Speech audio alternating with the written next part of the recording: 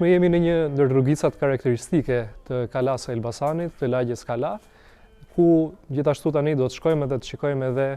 kishën kryesore që ndodhet tu, kishën e Shënmërisë në Kala të Elbasanit.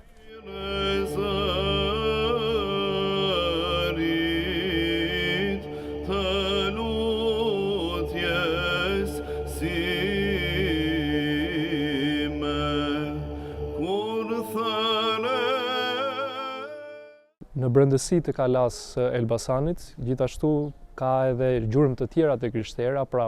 prezencë të bazilikave ose kishave më të hershme akoma, edhe për këtë arsye, aty ku sot ndodhet dhe xhamia Mbret, aty ka ekzistuar edhe një kishë më parshme,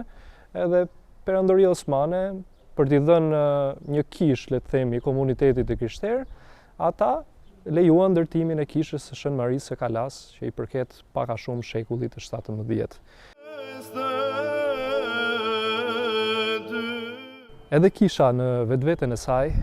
edhe nga pjesa arkitekturore e ndërtimit të saj, ajo tregon edhe njëherë edhe një vlerë të jashtëzakonshme të vendit tonë, ku mjeshtra vendas, pra gurpunues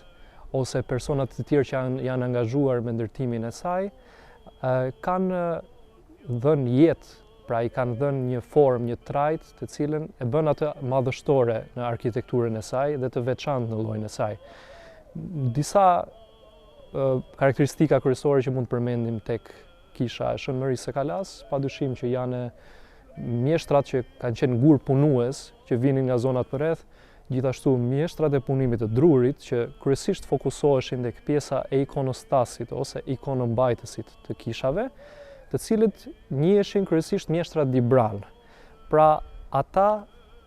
kanë dhënë gjithashtu kontributin e tyre të vyer për të materializuar këto vlera edhe siç e shikojmë tek kisha e Shënmërisë në Kala, këtu në qytetin e Elbasanit.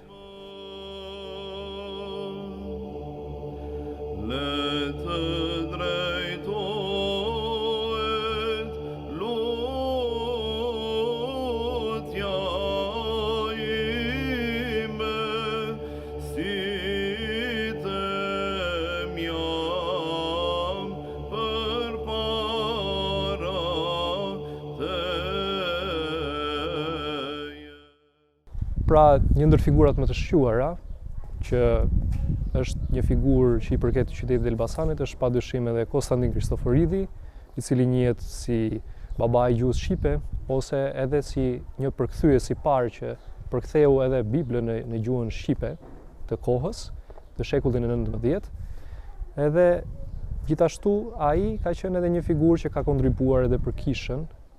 edhe pikërisht për kishën e Shënmarisë në Kala, që ndodhet këtu në Elbasan. Kisha e Shënmërisë së Kalas është një kishë tepër e bukur për sa i përket pjesës arkitekturore, por edhe në brendësi të saj, ajo mbart ato vlera të cilat janë ndërtuar nga punëtor ose nga persona shqiptar, me kombësi shqiptare, pra mjeshtrat për shembull Dibran, ata mbahen për ndërtimin e ikonostaseve ose pjesës së ikonombajtësit. Edhe ata njihen vazhdimisht në për shumë kisha të Shqipërisë për këtë fakt.